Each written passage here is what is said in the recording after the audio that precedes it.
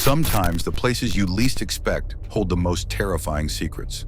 What if I told you there are spots in your very own city that are haunted, cursed, and possibly even alive in a way that defies logic? It started as a normal day, but something changed when I stumbled across a story about a place in my own city, a place most people believe to be a mere urban legend. As I read the tale of unexplained events and unsettling encounters, I realized the line between fact and fiction had blurred.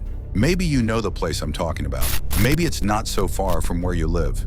Cities are filled with history, and with history comes darkness. What better way to explore that darkness than by delving into the haunted corners of your own city? But be warned, some stories are more than just stories, and the places they speak of may hold more than you bargained for. In this video, we're going to take a spine-chilling journey to some of the most notorious haunted locations in my city. You can even visit these places yourself if you dare. These eerie locations aren't just attractions for thrill seekers. They hold mysteries that have been begging to be solved, secrets that have been buried for decades. What will you discover if you go there? But be careful, because some things are best left undisturbed. You've been warned. My city, let's call it Dunwich Hollow, is like any other sprawling metropolis during the day. Tall buildings, busy streets, and a lot of noise. But as night falls, a different side of the city comes to life. The soft echo of footsteps in alleyways, shadows that linger a bit too long, and the cold, still air that sweeps through the deserted streets. It's a city full of untold stories. And among those stories, there are some that could freeze your blood. If you think your city doesn't have its own paranormal attractions, I urge you to look closer. The most terrifying places aren't always the ones that are out of sight. They're often the ones right under our noses. In this video, I'll guide you through the most haunted places in Dunwich Hollow. From a decrepit theater haunted by a tragic past, to an asylum where madness and death still linger, these locations have been whispered about for generations. Location 1. The Haunted Theater. You know that old theater on the edge of town, the one everyone says is haunted? Most people dismiss it as a piece of local folklore.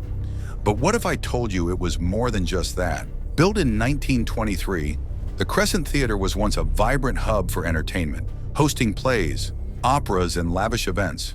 But in the early 1950s, something went horribly wrong. A fire broke out during a performance of Macbeth, trapping dozens of people inside. The fire claimed the lives of the actors and the audience alike, leaving the theater in ruin. It was rebuilt in the 1960s, but since then, strange occurrences have been reported. Whispers in the back rows, cold drafts sweeping through the aisles, and shadowy figures seen lingering in the balcony. Legend has it that one particular night, the ghost of a young actress named Clara has been seen walking the stage, still wearing her costume from the ill-fated performance. They say she never left after the fire, forever haunting the theater she loved. The most haunted areas are the stage and the balcony. Witnesses have claimed to see a pale, flickering figure in the balcony seats during late-night shows. Others report feeling an overwhelming sense of dread when standing on the stage, as though someone, is watching them from the darkened rows. If you visit, you might hear faint footsteps echoing in the halls when no one is around, or the creaking sound of a chair being dragged across the floor. One of the most unsettling tales is of a man who sat in the balcony one evening, hearing whispers behind him, only to turn around and find the seat empty. But when he checked the row in front of him, his heart stopped. There on the floor was a single, freshly pressed red rose. The theater is open for public tours, but the best time to experience the eerie atmosphere is during the off hours, when the building is quiet. The staff will tell you stories, but they'll also warn you to keep your distance from the stage after dark. There's a strict rule about not entering the balcony alone, and for good reason.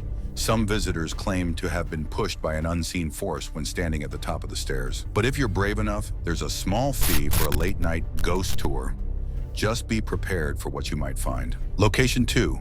The Abandoned Asylum. Now, this one is not for the faint of heart. Ravenstone Asylum has been closed for over 40 years, but the rumors surrounding it have never died down. If anything, they've only grown worse over time. Ravenstone was built in 1876. An imposing Gothic structure meant to house the mentally ill and criminally insane. But over the years, the asylum's reputation became darker. Records tell of unapproved medical practices, cruel treatments, and experiments that went beyond what anyone could have imagined. As the years wore on, the building became overcrowded and the staff grew increasingly overwhelmed. It wasn't long before the place became notorious for its violent outbreaks and inexplicable deaths.